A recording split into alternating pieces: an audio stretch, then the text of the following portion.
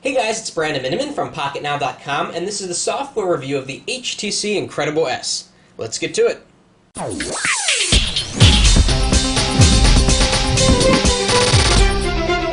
Now again, this is an unlocked European smartphone that happens to work on T-Mobile's 3G network here in the USA. You can buy it unlocked for about $640 from Negri Electronics. Again, the thought is that this is coming to Verizon as the Droid Incredible 2. We'll have to wait and see if that actually happens, but it's quite possible at this moment in time. So let's jump into this. Let's talk about the software. We're going to go right into Quadrant Standard and run a speed test. And you know, we're actually going to compare this head-to-head with the Desire HD. This is actually the Inspire 4G, but we're going to call it the Desire HD because it's the same device. Now, the reason we're going to compare this is to make a point. The Desire HD is HTC's last generation 2010 high-end smartphone.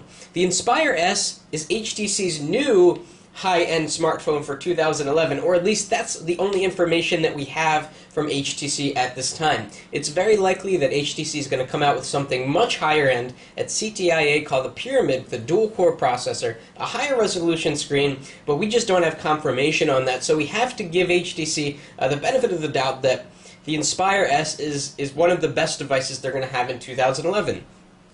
If we go to System Information, you're going to see that these devices have the exact same internals. They are the same device. So if we scroll down to CPU, we have the same ARM v7 processor. That's the Qualcomm Snapdragon. Frequency is 1024 megahertz. Everything else is the same. The BOGO MIPS, for some reason, shows as a different number. That's another measurement of CPU speed.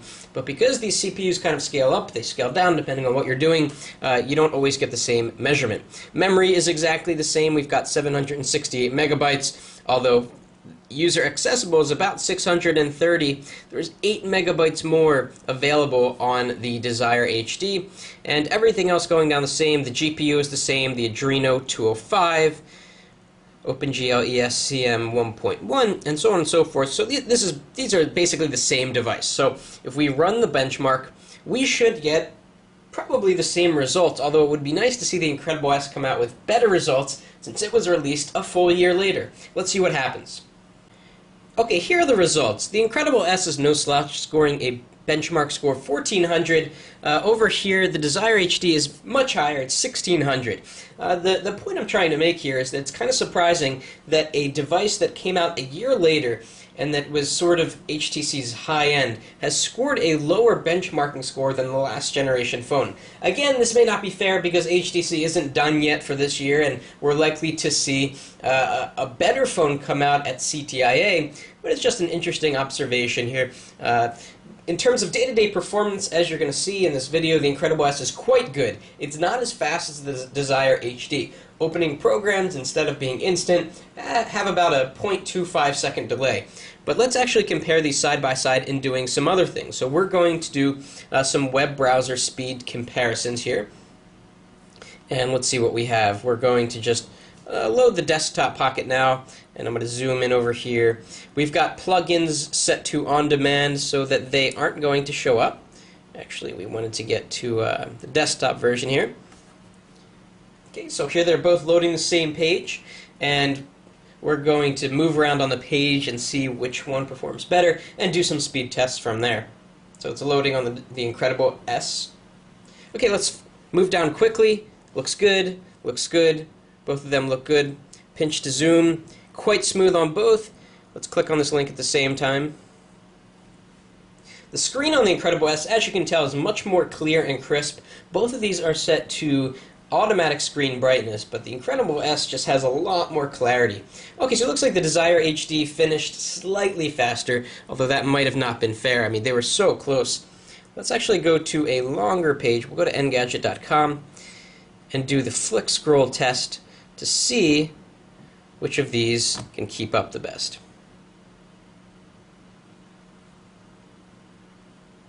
Okay, let's do the flick scroll test on Engadget. It's a very long page. We want to see if the phone can keep up. So we're going to flick very quickly. No checkerboard on the Desire HD. Flick very quickly on the Incredible S. No checkerboard. Very good. So these are exhibiting a similar level of performance. Let's zoom in here. We're going to click on this link at the same time if possible.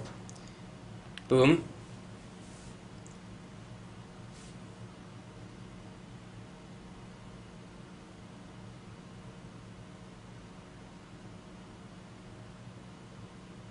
Okay, and the Incredible S actually finished slightly faster there. So very good web browsing performance on the Incredible S compared to the Desire HD, despite it scoring a little bit lower in the benchmarks. So let's take that off the scene here and talk a little bit more about the Incredible S. Of course, we've got the button rotation, which we talked about in the last video. The problem with the button rotation is that they leave the buttons looking a little bit low quality. If we tilt the device slightly, you can see how they're getting brighter, now they get dimmer. The button on the right is the most dim, the button on the left is the least dim, kind of strange. And of course the buttons will rotate there. Okay, so let's go back to the home screen and talk about HTC Sense. Now, HTC hasn't made any changes except for the addition of one widget to the newer version of Sense. They're going to upgrade Sense when these devices, the Incredible S, the Desire S, the Wildfire S, that they announced at Mobile World Congress, get Gingerbread 2.3. So right now, this is the same version of Sense that you've seen on the Desire HD, on the Legend, on a lot of phones that are out there. And quite simply, we get our 7 home screens. We get Leap. You've seen this a million times before, although here's a little feature in Leap that you may not know about. You can actually move around home screens like so. Kind of cool to know about. They don't make it immediately obvious. Then we can go and add some widgets, and let me show you the widget selection here. I'm not going to show you every one, but just kind of browse through some of these. So we've got bookmarks. Of course, there are 72 widgets here. The Desire HD has 71, and I'm going to show you which one is new. So we've got a lot of really high-quality, beautiful HTC widgets that you can expect to have. So we're going to go back and let me just show you immediately the one that is new. It is called Navigation, or Navigate. So we click on that. This one is new right here. Press Select. And then you can choose which of your footprints you want to navigate to. But let's try to go to the Statue of Liberty. Click Done. And this way you have a quick link to navigate to somewhere right from your home screen. Pretty cool. Let's say you go to the same place all the time and you want to be able to navigate somewhere. You pull this up, you tap on Statue of Liberty, and it's going to bring up the HTC navigation program. It wants me to turn on the GPS satellites in order to get it working.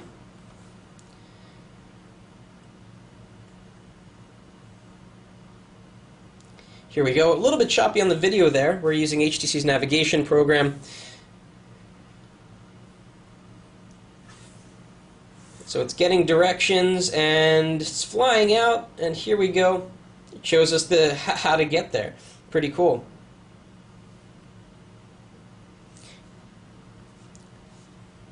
Anyhow, let's move on. So this is the car panel, which will allow you to navigate from your phone. Free guidance.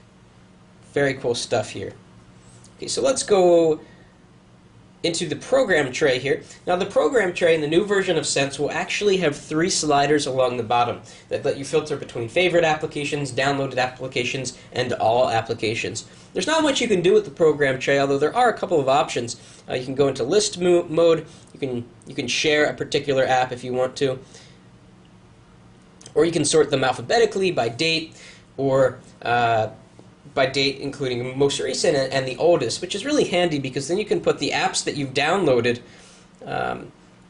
right at the top. So you can get a record right when you pop into the program tray. You can see the apps that you've downloaded most recently.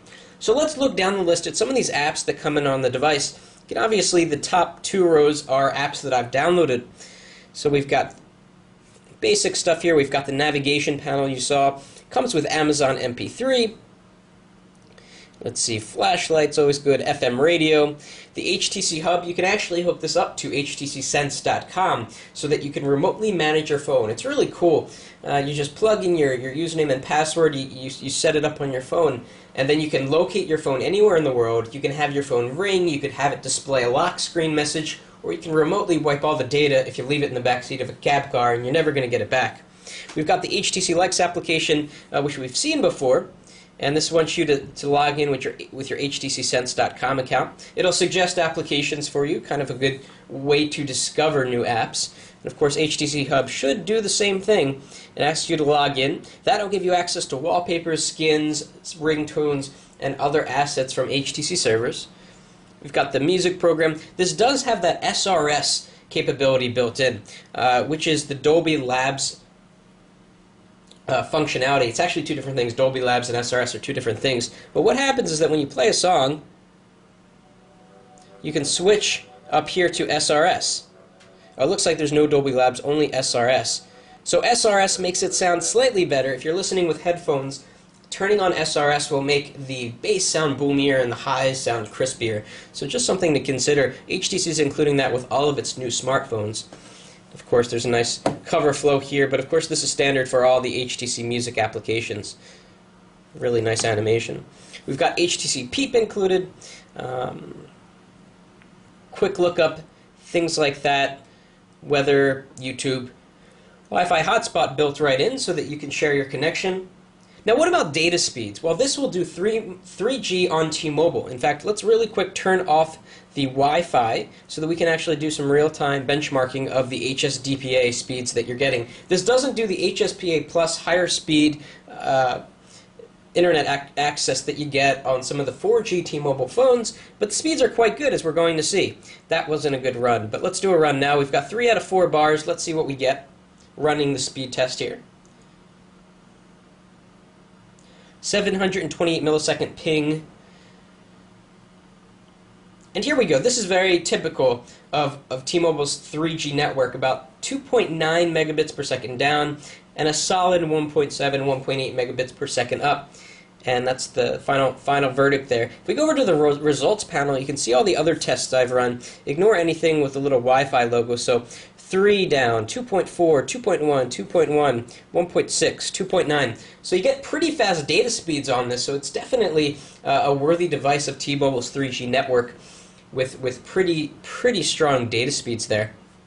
Of course, also with HTC Sense, the new version, you get the improved notification shade, which will actually include your last used application. So you can either use that to toggle between apps, or tap and hold of the home button to go into an app that you've recently visited.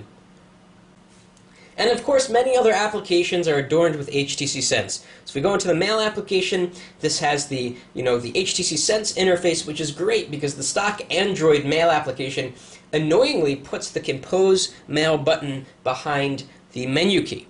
But on HTC Sense, they put it right out in front, so it's easy to access. Also, these sliders are configurable. If you tap and hold on one of them, you can actually bring down different ones to the bottom slider or remove them and have kind of a minimal design like I have here.